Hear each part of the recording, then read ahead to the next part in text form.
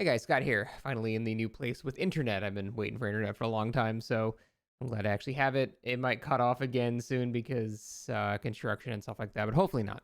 But I do want to talk about the perk made for this. It's a discussion I wanted to have kind of like a week ago.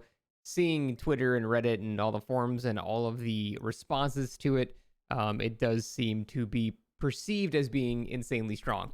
Now, an important thing to know is that pretty much every time you see a made for this clip, it's someone with like made for this and hope at endgame against a 110 killer. It's always like the worst possible example, and usually hope is doing most of the heavy lifting in those types of clips.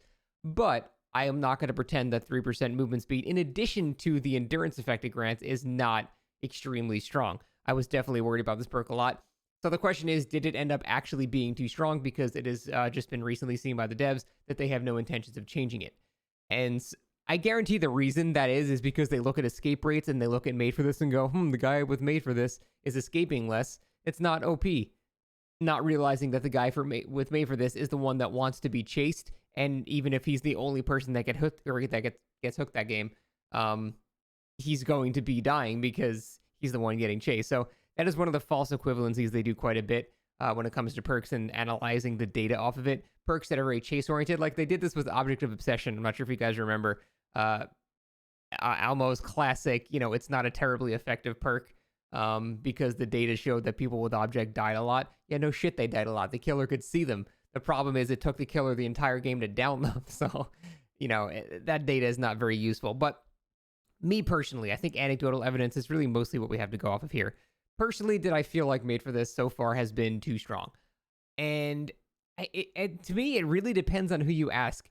For me personally, no. And the reason is I've been countering it. The thing is, the perk by itself without any counters is too strong. It's genuinely overpowered.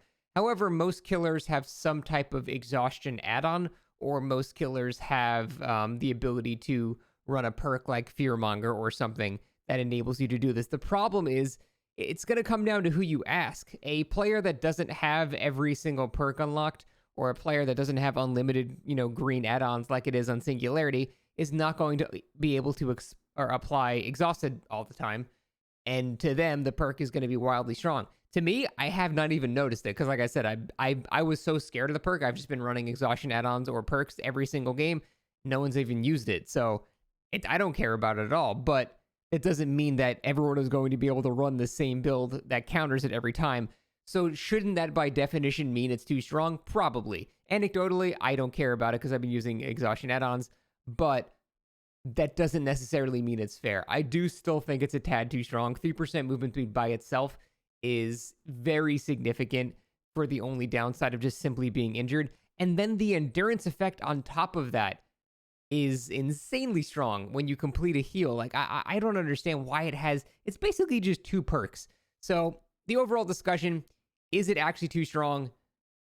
Yes, it is. I do think it's still too strong. And you always see the counterpoint say, well, you can just run exhaustion stuff. And that's true, but you guys have to think about the player base that doesn't have unlimited add-ons. They don't have all the perks. You need to think about what is probably the majority of the player base doesn't always have the means to counter it. And if you need a specific build or a specific perk or add-on to be able to not suffer the effects of it, I think that means it's slightly too strong.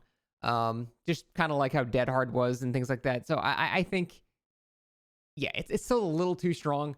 And the fact that the devs are not touching it is almost assuredly based on data, and those people are being chased a lot. So, yeah, I think it's a little too strong. They could probably nerf it a tiny bit. Maybe just, I don't know, remove the endurance effect, which just seems unnecessary at that point or something. I'm not sure how you go about doing it, but I think the general community consensus is that it's still a bit too strong, and I would have to agree with that. I feel it's a little too much. Overall, that's pretty much it. I just wanted to talk about made for this. I am extremely tired. I've been getting up at like 10 in the morning. I'm usually used to getting up at like 3 in the morning or 3 in the afternoon. So I'm all loopy as shit right now. I'm all over the place. I still have more work to do. So that is it. Thanks for hanging in there with me. See you next time.